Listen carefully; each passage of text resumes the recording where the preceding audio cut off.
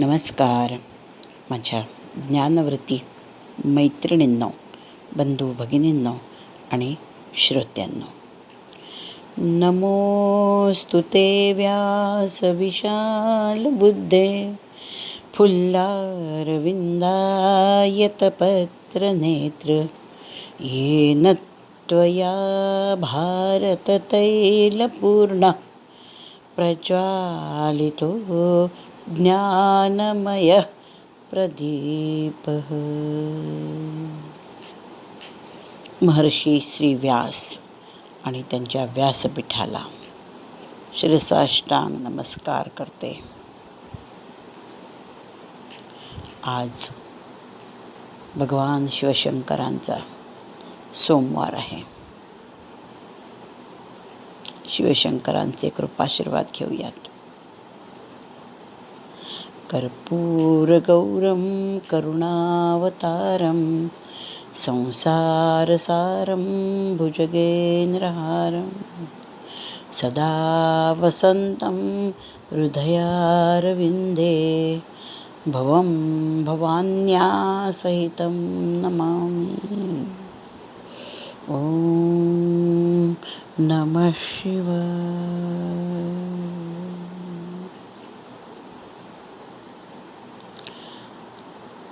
राजाधिराज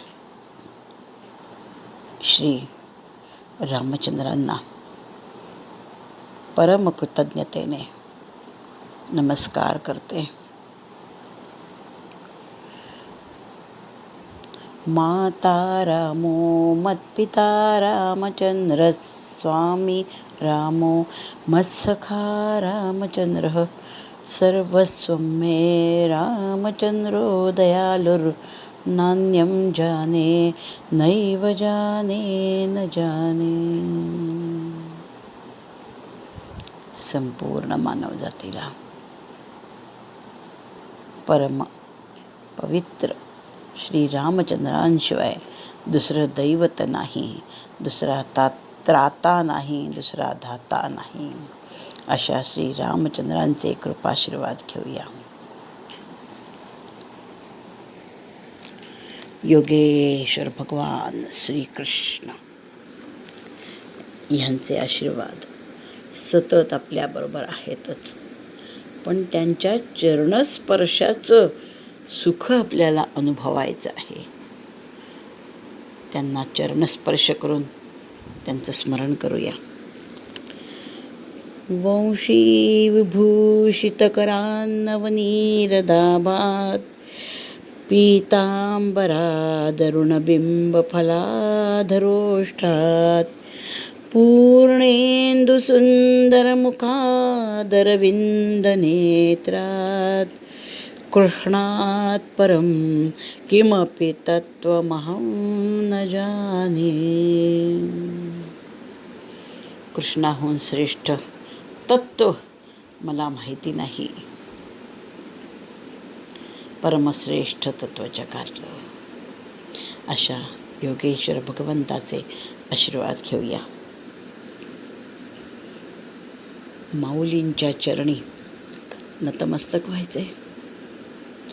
जसजसे आपण ज्ञानेश्वरीचे अध्याय पुढे पुढे सरकतो, जसजसं त्यातलं ते तत्त्वज्ञानाचं अमृत आपण प्राशन करत आहोत श्रोते हो, तसतसं माऊली आपल्याला जास्तीत जास्त उदात्त महान विभूती वाटायला लागतात. 12-13 वर्षाची ही बालमूर्ती असं वाटतं की केवढ्या उच्च शिखरावर बसली आहे. तिला वंदन करायचं तर आधी तिच्यासाठी आपण चरणावर मस्तक ठेवूया आणि मग खूप उंचावर आपल्याला माऊलींचं दर्शन घ्यावं लागतं. इतकी ही थोर विभूती आहे. कूजन्तं कृष्ण कृष्णेति मधुरं मधुराक्षरम् आरुह्य कविताशाखां वन्दे ज्ञानेशकोकिलं वन्दे ज्ञानेशकोकिलं वन्दे ज्ञानेशकोकिलम्.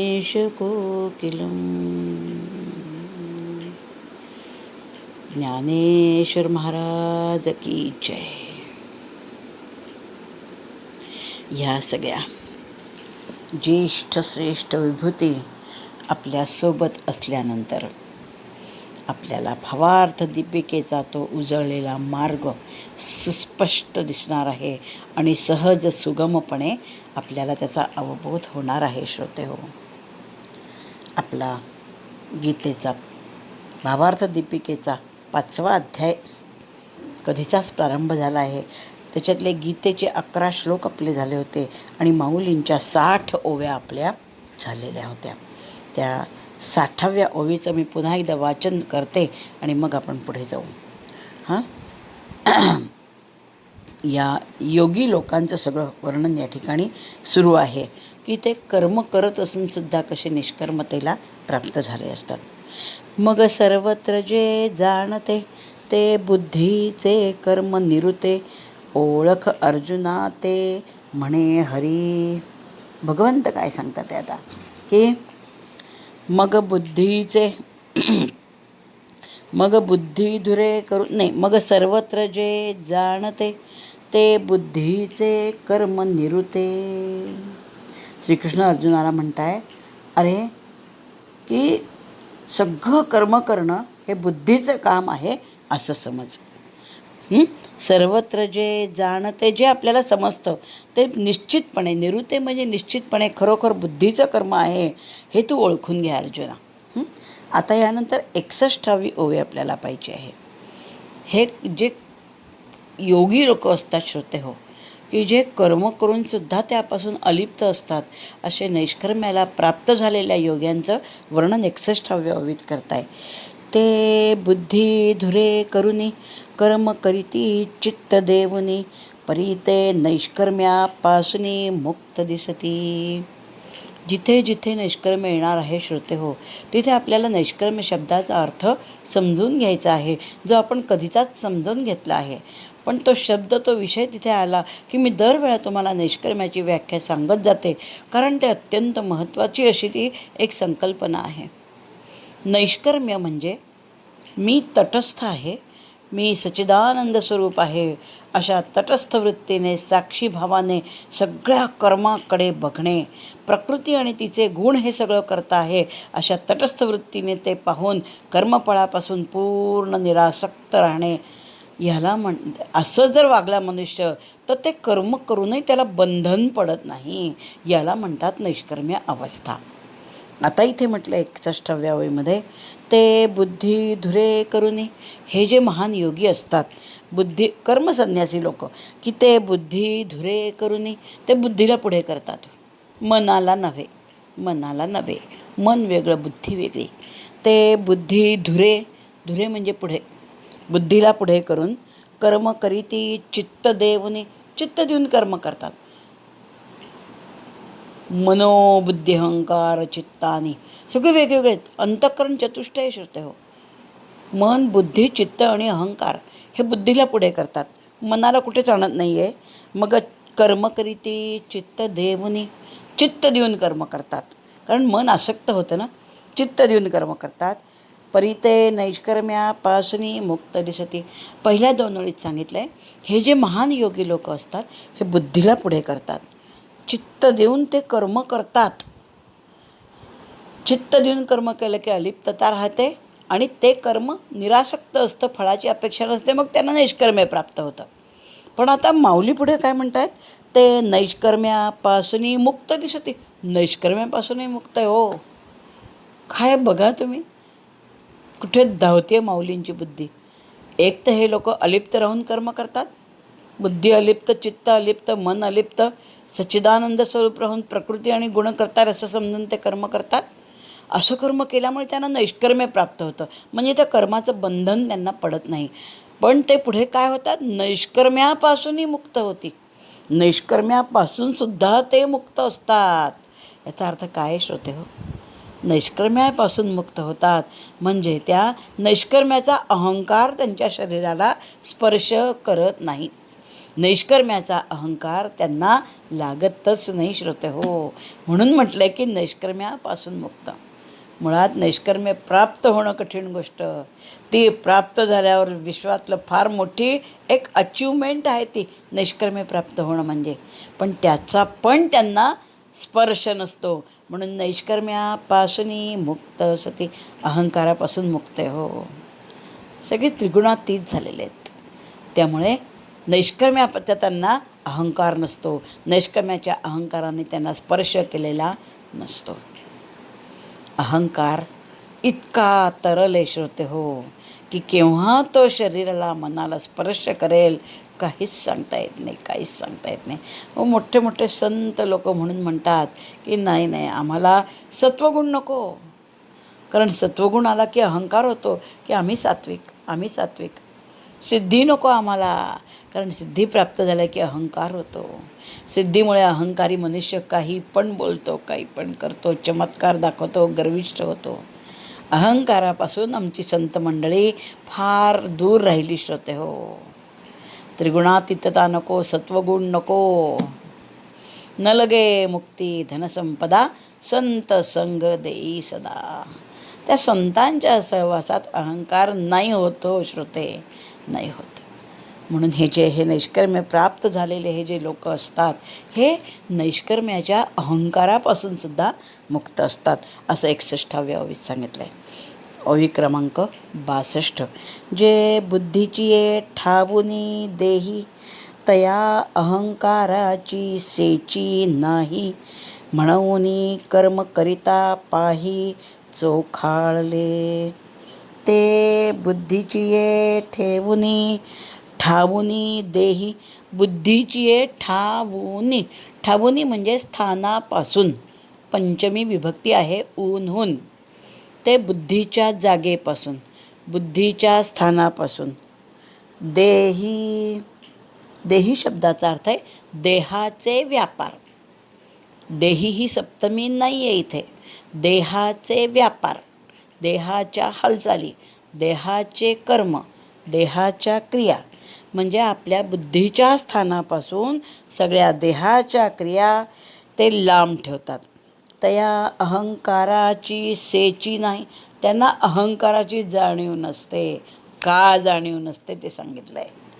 कारण त्या बुद्धीला ते देहाच्या व्यापारापासून दूर ठेवतात. बुद्धीला अहंकार होतो, मग मनाला होतो, आणि मग तो देहसुद्धा अहंकाराची बोली बोलायला लागतो. देह, ज्याला आपण बॉडी लँग्वेज म्हणतो. बुद्धीला अहंकार, मनाला अहंकार, देह अहंकाराची भाषा बोलायला लागतो. बॉडी लँग्वेज त्याची अहंकारमय होते, त्याची नजर अहंकारमय होते. सगळ्या जगाकडे क्षुद्र म्हणून पाहायला लागतो.